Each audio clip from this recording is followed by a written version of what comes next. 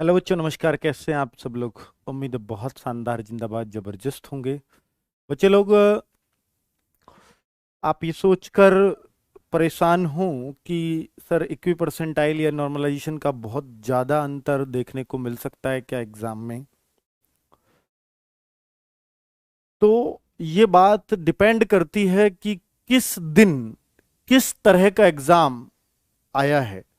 बच्चे, अगर किसी शिफ्ट के सारे ही बच्चे बहुत ज़्यादा खुश हों एग्ज़ाम दे करके, तो शायद वो खुशी, मैं कहूँगा, टिकाऊ नहीं है।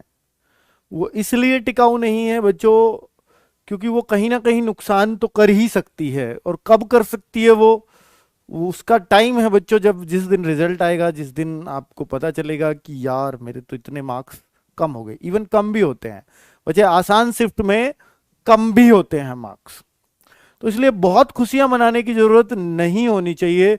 और जिन बच्चों की के बहुत मुश्किल से एग्जाम में ये पहुंच पा रहा है, सर मैं तो 300, या मैं तो हर टेस्ट में आपके में 320 करता था और यहाँ मुझे 290 करना मुश्किल हो गया, तो मैं कह रहा हूँ हो सकता है आपकी शिफ्ट मुश्किल हो, तो हो सकता है फिर आपको बहुत बड़ा अंतर आपको अपनी शिफ्ट में देखने को मिले, यानी बहुत सारे बच्चों के मार्क्स बढ़ रहे हों। इक्वी परसेंटाइल बच्चों, कहीं ना कहीं गवर्नमेंट या कोई भी संस्था ये नहीं चाहती कि किसी भी बच्चे को किसी तरह से नुकसान हो, इसीलिए इक्वी परसेंटाइल यानी नॉर्मलाइजेशन चला। वरना क्या जरूरत थी इस विवादास्पद चीज को चलाने की? क्योंकि जिस बच्चे के मार्क्स घटते हैं वो तो सिर्फ उसका दर्द वही जानता है। लेकिन बहुत कोशिश करने के बाद भी अगर मैं बच्चे ओनली 4 पेपर बनाऊं, मैं खुद इतने पेपर हमने बनाए हैं, मैं क्या कोई भी अगर सिर्फ 4 पेपर बनाए, उन चारों में भी इतना अंतर आ जाएगा कि ये मुश्किल है, ये थोड़ा कम मुश्किल है, ये थोड़ा ज्यादा ही हार्ड बना दिया है, और ये बहुत ही आसान है। बहुत ज्यादा फर्क नहीं होगा। अगर बहुत मजा हुआ खिलाड़ी है, थोड़ा थोड़ा अंतर होगा, लेकिन अंतर जरूर आ जाएगा। और हो सकता है हमें अंतर ना लगे, लेकिन जब उसमें 150 बच्चे बैठेंगे तो वो निश्चित रूप से वो अंतर नजर आ जाएगा। और यहां 150 नहीं, यहां लाखों में बच्चे बैठते हैं, तो बच्चे वो अंतर नजर आता है। ठीक है। हालांकि एक शिफ्ट में जो एवरेज आ रहा है वो करीब 22-23 हजार बच्चों के बैठने का आ रहा है। और अब उस तरीके से बच्चे इक्वी परसेंटाइल, क्योंकि 54 शिफ्ट हैं, तो क्या किसी एक आध शिफ्ट में बहुत बड़ा अंतर भी कर सकता है बच्चे? इसका एक जीता जागता उदाहरण एसएससी सीजीएल एग्जाम रहा है अभी हाल फिलहाल में, जहां बच्चों के, मतलब वहां सोचकर हंसी आती है कि 200 मार्क्स का पेपर है और बच्चों के 100 मार्क्स बढ़ जाते हैं, या किसी किसी बच्चे के तो 200 मार्क्स कम ही हो जाते हैं, यानी माइनस में भी मार्क्स जाते हैं। पता नहीं ये क्या ही तरीका है।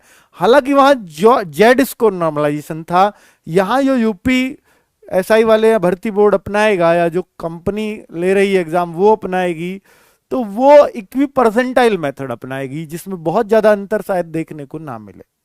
ठीक है। और इक्वी परसेंटाइल ही आपका जो, इसमें मैं बात करूं, पैट में अपनाया गया था। और पैट में आपने देखा था किसी का हार्डली 1 नंबर, किसी का आधा नंबर, किसी का ऊपर नीचे, बस इतना ही। 1 2 3 4 में ही घूम रहे थे सब। 4 तो 3 तो बहुत हार्डली किसी का देखने को मिल रहा था, वरना तो 1 नंबर की रेंज में ही अंदर अंदर थे सब। ठीक है बच्चों, तो इक्वी परसेंटाइल मेरे ख्याल से तो ठीक है जेड स्कोर से। तो बच्चे, इक्वी परसेंटाइल मेथड आपका लगने वाला है। पर बच्चा, आज मैं इस बात को क्यों कहने आया हूं कि आज इतना आसान? आज मैं कल देख रहा था बच्चों के रिव्यू, यानी 29 तारीख के पेपर का, तो कुछ जो बहुत अच्छे बच्चे भी थे उन्होंने काफी खराब रिव्यू दिया कल के पेपर का। हिंदी आसान बता रहे हैं कि अब देखिए सेकंड फेज में हिंदी को काफी मुश्किल बच्चे लोगों के लिए कर दिया गया। फर्स्ट फेज भी खत्म होते होते हिंदी भी काफी टफ होने लगी थी, और बच्चा 30+ ही बोल पा रहा था। 30 31, 30 31। अब वो रेंज जो चल रही है वो 34 35 की चल रही है। जो 30 31 होती थी सेकेंड फेज पर, अब हिंदी में कोई भी 34 35 बोल रहा है। ठीक है बच्चों, तो हिंदी में तो जरूर देखने को मिला है कि वो आसान हो रही है। लेकिन आज जो हम देख पा रहे हैं बच्चों, सेकंड शिफ्ट का तो मैं नहीं कहता, लेकिन फर्स्ट और थर्ड शिफ्ट में बच्चों ने जीएस को आसान बताया है। अगर मान लीजिए हिंदी भी आसान हो गई और जीएस भी आसान हो गई। हालांकि थर्ड शिफ्ट के बच्चे आज के ये कह रहे हैं सर मैथ्स लेंदी था, मैथ्स में कैलकुलेशन टफ थी। वो हर शिफ्ट में हो रहा है, उसमें कोई शक नहीं है। वो कोशिश की जा रही है हर शिफ्ट को इस तरह से बनाने की। लेकिन लास्ट आते आते इतना जरूर इन बच्चों को पता चल गया है कि पेपर में क्या चीज टफ आ रही है। बहुत सारे, जैसे स्पेशली राहुल सर की 19 तारीख की क्लास को बोलूं तो बच्चा सिर्फ यही कहता है सर उसमें तो संख्या ही चेंज हो रही है, सारा ही तो वो क्वेश्चंस आ रहे हैं, है ना बच्चों। तो फिर ऐसे तो बच्चों को बहुत फायदा इस चीज का हो ही जाएगा। स्पेशली जो बच्चा एग्जाम में बैठा था 12 तारीख को मॉर्निंग में, तो उसे थोड़ी ना पता था एपीजीपी क्या होती है, एपीजीपी आएगा या नहीं। अब कोई बच्चा एपीजीपी का क्वेश्चन ही नहीं छोड़ के आ रहा है, ये इतना जीता जागता एग्जाम्पल है ना बच्चों। वो तो उस टाइम पे प्रोबेबिलिटी, मेंसुरेशन, पता नहीं क्या क्या मन में लेकर के बैठा था। प्रोबेबिलिटी आएगी, परमुटेशन कॉम्बिनेशन आएगा, सेट थ्योरी आएगी, वो सब कुछ नहीं मिला उसको। तो वो देख के खुश तो हुआ, लेकिन वो उतना अच्छा मैथ्स नहीं कर पाया जितने अब बच्चे कर पा रहे हैं, या सेकंड फेज के ने किया या थर्ड फेज वालों ने किया। फर्स्ट फेज वाले फर्स्ट दिन, तो उनको कहीं ना कहीं इक्वी परसेंटाइल में फायदा तो मिलेगा। इसलिए एक समान बच्चों को बनाने के लिए किया जाता है बच्चों। तो मैं आपसे ये कहूंगा कि बच्चे लोग इसमें क्या नॉर्मलाइजेशन में बहुत बड़ा अंतर देखने को मिलता है। ये जो मेथड लगाया इक्वी परसेंटाइल, ये बहुत ज्यादा अंतर देखने को तो नहीं मिलता। पर अगर पेपर में बच्चा, हमारे पास पेपर नहीं आ रहे हैं, हम बच्चों के रिव्यू के आधार पे कह रहे हैं, अगर पेपर में वाकई में इतना फर्क है, जैसे आज सुबह की बच्चे बहुत ज्यादा खुश थे, सुबह वाले बच्चे चाहे जीएस को भी लेकर के वो 28-30 से नीचे कोई जा ही नहीं रहा था, इस तरह से बच्चे बोल रहे थे जितने से भी बात हुई। हिंदी जी पूरी है, हिंदी तो 37-36, कोई 35, मतलब उससे नीचे ही नहीं आ रहे थे, जो 28-30 की रेंज आ गई थी सेकंड फेज में। ठीक है, हम सोच रहे थे थर्ड फेज में थोड़ा और मुश्किल हो सकता है, पर ऐसा नहीं हुआ। हालांकि 27, 28, 29 वाले बच्चे कह रहे थे सर ठीक ठाक आ रहा है। बच्चों हम कहने के अनुसार ही आपको बताते हैं। तो आज का पेपर बच्चों ने बताया है कि कुछ आसान है, 30 वाला। सेकंड वालों से बहुत ज्यादा बात नहीं हो पाई है, एक आध बच्चे से ही हुई है, लेकिन फर्स्ट और थर्ड शिफ्ट वाले बच्चों से बात हुई है। तो वो कह रहे हैं कि सर पेपर बहुत अच्छा है, बहुत अच्छा है, बहुत अच्छा है। बीच में बच्चे रोए थे थोड़े से, ठीक है। कल वाले बच्चे काफी परेशान रहे हैं, तो वो हो सकता है आप उससे परेशान मत होइए, वो आपको एक सार कर दिया जाएगा जिस तरह से भी होगा, अगर वाकई में फर्क है तो। ठीक है बच्चों, अब आप हमसे बहुत कुछ चाहते हैं कि सर मेरिट कट ऑफ का कुछ तो आइडिया दे दीजिए। तो बच्चे लोग 2 तारीख का तो पेपर खत्म ही हो रहा है, परसों को तो पेपर खत्म है सबके, कल और परसों। परसों लास्ट 27 से फिर शुरू हुआ था और 2 तारीख को खत्म होने जा रहा है। क्या उसके बाद हम नॉर्मल कट ऑफ का बता पाएंगे? बच्चा अगर उसके बाद ही बताना होता तो अब क्यों नहीं बता देते? क्या 2 दिन में हमें कुछ पता चल जाएगा? अरे भाई कुछ फारसी की आंख तो आनी नहीं है, पेपर तो ऐसे ही आना है। तो भाई 2 तारीख के बाद मैं तो कट ऑफ का आइडिया बहुत ज्यादा नहीं लगा पाऊंगा। क्यों नहीं लगा पाऊंगा उसका कारण बताऊंगा। बच्चे आंसर की आएगी, हम पेपर देख लेंगे, उसके बाद हम बेहतर आइडिया दे पाएंगे, क्योंकि आप भी अपना बेहतर अंदाजा सिर्फ तभी लगा पाएंगे और तभी हमें अच्छे मार्क्स बता पाएंगे अपने। मैं कट ऑफ का आइडिया इसलिए नहीं लगा पाऊंगा, मैंने 4 दिन पहले आपसे पूछा कि यूपीएसआई सेकंड फेज खत्म हो गया है, जिस दिन खत्म हुआ था 25 तारीख को, उसी दिन ये पोल कराया था कि एक महत्वपूर्ण poll only for male candidate, male candidate, कृपया बताएं आपको अपना स्कोर कितना एकदम श्योर लगता है। बच्चे लोग इसमें मैं बताऊं 1,78,000 वोट आ गए, और वो भी सिर्फ मेल कैंडिडेट। चलो मान लिया फीमेल ने भी कुछ शरारती तत्व होंगे, 1,78,000, तो ये सारी वोट ओरिजिनल नहीं है, कुछ शरारती तत्व हो सकते हैं इसमें, जीडी वालों ने भी टिक कर दिया हो, महिलाओं ने भी टिक कर दिया हो, नहीं पढ़ पाई हो, तो मैं मान लेता हूं 28,000 ऐसे वोट, हालांकि 28 है नहीं, 1.5 लाख लोगों ने तो जेन्युइन वोट किया होगा यूपीएसआई वालों ने। शरारती तत्व इतने भी नहीं होते कि हम उसको ऐसे मान ले। तो बच्चे अब ये 1,50,000 में अगर वोट मान लूं, इसमें 28,000 वोट कैंसिल भी कर दूं जो फालतू में लोग वोट करते हैं उनको, तो मैं आपसे ये कहूंगा कि बच्चा ये कह रहे हैं 320 प्लस वाले, मैं इसलिए कट ऑफ का आइडिया नहीं दे पाऊंगा कुछ भी, क्योंकि बच्चों को पता ही नहीं है मैं मार्क्स कितने हैं। हालांकि मैं आपसे बोल रहा हूं कि भैया जहां नेगेटिव मार्किंग नहीं होती ना, वहां बच्चों के बहुत ज्यादा गलत भी नहीं होते हैं, उनका जो आइडिया होता है वो लगभग सटीक बैठता है, बहुत ज्यादा नहीं घटता। पर इसको देख के तो हालत खराब हो जाएगी बच्चों, मेरी नहीं, आपकी नहीं, किसी की भी हो जाएगी। पर हाँ, इतनी सटीकता से कोई कहे कि मेरे तो 320 श्योर हैं, और वो भी 15% बच्चे कहें। 15% का मतलब है कि 1.5 लाख का 15%।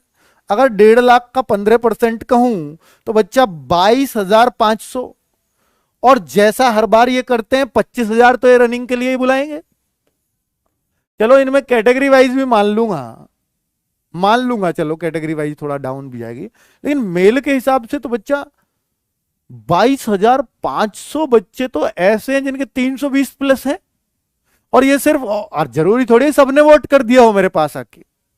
भैया 12.5 लाख लोग हैं, चलो 3 फेजों में बांट दें तो 8 लाख बच्चों में से इतने लोगों ने वोट किया है ना। चलो एब्सेंट भी रहे होंगे, मान के चलिए 10 लाख तो बच्चे गए होंगे एग्जाम देने। 10 में 2 फेज में 6 लाख में से अगर इतने लोगों ने वोट किया है, तो अभी तो वोट भी बहुत सारों ने नहीं किया है। चलो वो मान लिया कि वो सब बेकार होंगे, उनके अच्छे एग्जाम नहीं होंगे, तो भैया 1.5 लाख में से 320 प्लस वाले कह रहे हैं कि मैं 22,500 तो हम ही है। 320 प्लस 22,500, 25,000 तो पास करेंगे रनिंग के लिए। तो भाई फिर ऐसे तो कट ऑफ आपको भी पता है कहां जाएगी। तो ऐसे अंदाजा लगाना तो बेकार की बात है, क्योंकि बच्चों को ही नहीं पता। देखो क्या बुरा हाल कर रखा है इन लोगों ने, मतलब कम मानने को तो कोई तैयार ही नहीं है। चाहे कोई कम पढ़ा लिखा है वो भी 300 पार बोल रहा है, जिसने 10 दिन मेहनत करी वो 320 बोल रहा है, और जिसने बच्चा बहुत मेहनत करी वो 280 बोल रहा है। अब बताओ किस पे यकीन करें।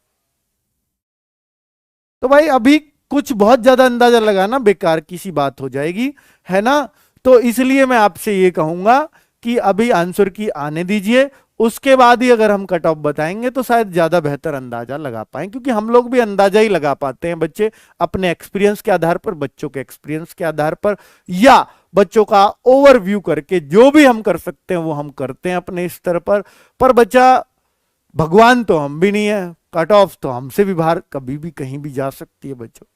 हम बस एक अंदाजा लगाते हैं बच्चा अंदर खाने क्या करके आए हैं। वो बात अलग है कि कट ऑफ जो बताई हैं आज तक लगभग सटीक बैठी हैं, पर बच्चे अब ऐसे देख के, तो अगर इसको देख के मैं कट ऑफ बताऊंगा तो फिर तो आसमान ही छू लेगी बच्चों, फिर उससे कोई फायदा होना आना है नहीं। ठीक है, तो मैं कोई कट ऑफ बताने वाला अभी तो नहीं हूं, अभी इस मोड में नहीं हूं बच्चों। मैं एक गूगल फॉर्म भरवाऊंगा। कब? गूगल फॉर्म आपसे भरवाऊंगा कम्युनिटी के ऊपर, कि आपके किस शिफ्ट में किस डेट में कितने मार्क्स हैं, जब आपकी आंसर किया जाएगी। और मैं शिफ्ट वाइज भी बता दूंगा कि भैया इस शिफ्ट में ज्यादा नॉर्मलाइजेशन मिलने के आसार है, इस शिफ्ट में कम होने के आसार है, वो चीज भी मैं आपके सामने पेश कर दूंगा। लेकिन उस गूगल फॉर्म में आपको कम से कम 1 लाख बच्चों को फॉर्म भरना पड़ेगा। फॉर्म क्या, आपका क्या नाम की भी जरूरत नहीं है हमें, क्या कौन सी शिफ्ट थी, कब एग्जाम हुआ, कितने मार्क्स है, आंसर की के हिसाब से वो आप हमें दे देना। वो डेटा वो मैं आपके साथ शेयर करके वो मैं यहां बता दूंगा कि इस तरीके से भैया इसमें नॉर्मलाइजेशन ज्यादा मिलेगा इस शिफ्ट में। ऐसा हुआ था दिल्ली पुलिस में, ऐसा हुआ है देखने को, अभी मार्क्स आएंगे बच्चों के पता चलेगा। ठीक है बच्चों, ओके बाय बाय। ठीक है।